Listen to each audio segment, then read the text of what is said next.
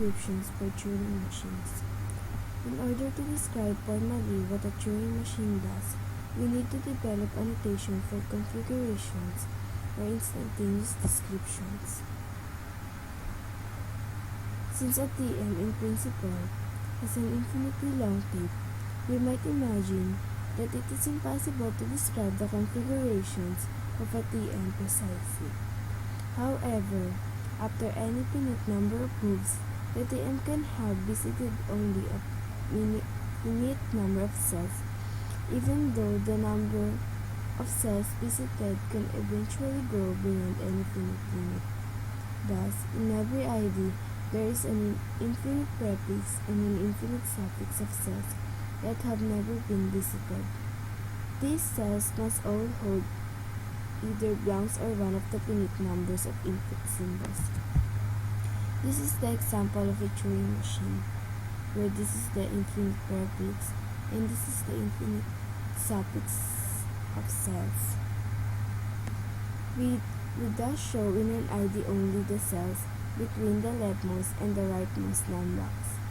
Under special conditions, when the head is scanning one of the leading or trailing blocks, a finite number of blanks to the left or right of the non-blank portion of the tape must also be included in the ID. In addition to representing the tape, we must represent the finite control and the tape head position. To do so, we embed this tape in the tape and place it immediately to the left of the cell scanned. To disambiguate the tape plus state string, we have to make sure that we do not use as a state any symbol that is also a tape symbol. However, it is easy to change the names of the states so they have nothing in common with the tape symbols, since the operation of the TM does not depend on what the states are called. Thus, we shall use the string x sub 1, x sub 2, up to x sub I minus 1, q, x sub I plus 1 up to x sub n to represent an ID in which Q is the state of the Turing machine. The tape head is scanning the ith symbol from the left. X sub 1, x sub 2, up to x sub n is the portion of the tape between the leftmost and rightmost non-blanks. As an exemption, if head is to the left of the leftmost non-blank or to the right of the rightmost non-blank, then some prefix or suffix of x sub 1, x sub 2, up to x sub n will be blank and I will be 1 or n respectively. We describe moves of a Turing machine M is equals to Q sigma tape symbol transition Q naught V capital F, where Q is the finite set of states of the finite control and this is the finite set of input symbols, the complete set of tape symbols, the transition function, the start state, the blank symbol, and the set of final or accepting states. By the moving to or move to moving to M notation that was used for PDAs. When the TMM is understood, we shall use just move to reflect moves as usual. Moving to M clean or just moving to clean will be used to indicate 0, 1 or more moves of the TMM.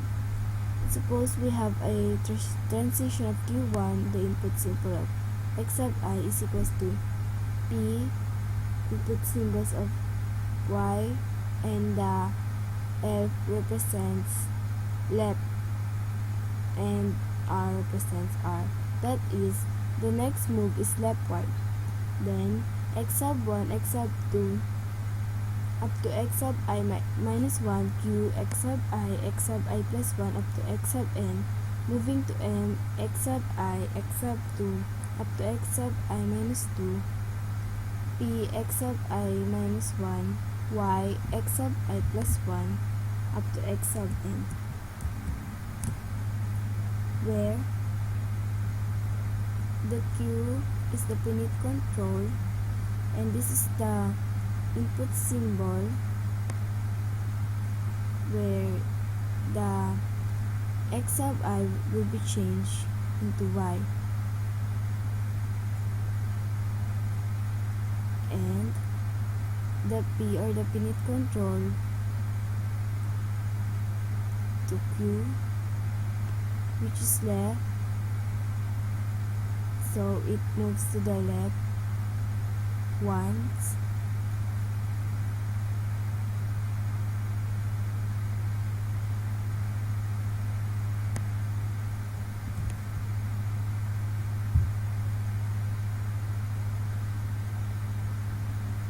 notice how this move reflects the change to state P and the fact that the tape head is now positioned at cell I-1.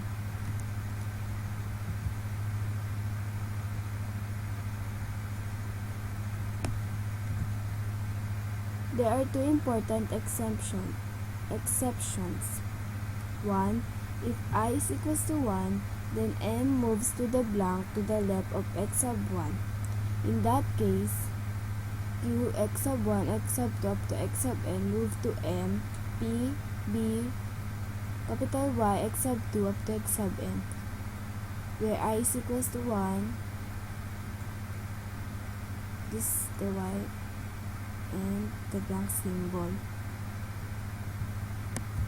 2.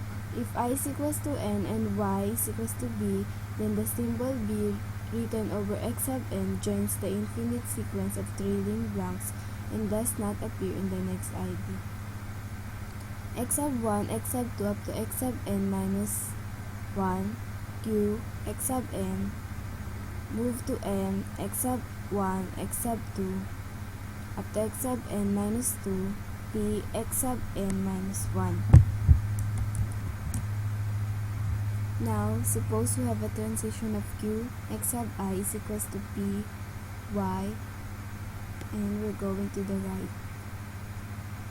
Then, x sub 1, x sub 2 up to x sub I minus 1, Q, x sub I plus 1, up to x sub n, moving to M, x sub I, x sub 2, up to x sub I minus 1, Y, P, x sub 1 plus 1 up to M. Where this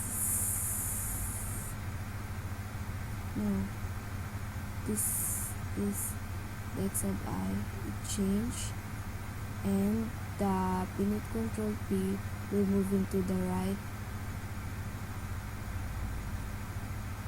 so this will be there, the P will be after the input symbol. Here, the move reflects that the fact that the head has moved to cell I plus 1. Again, there are two important exceptions. If I is equals to n, then the I plus first cell holds a blank and that cell was not part of the previous ID. Thus, we instead have x sub 1, x sub 2 up to x sub n minus 1, Q, x sub n, moving to M, x sub 1, x sub 2 up to x sub n minus 1, Y, P, B. Number 2. If I is equals to 1 and y is equals to b, then the symbol b written over x sub 1 joins the infinite sequence of leading blocks and does not appear in the next ID. Thus, Q, x sub 1, x sub 2 up to x sub n, moving to M, P, x sub 2 up to x sub n.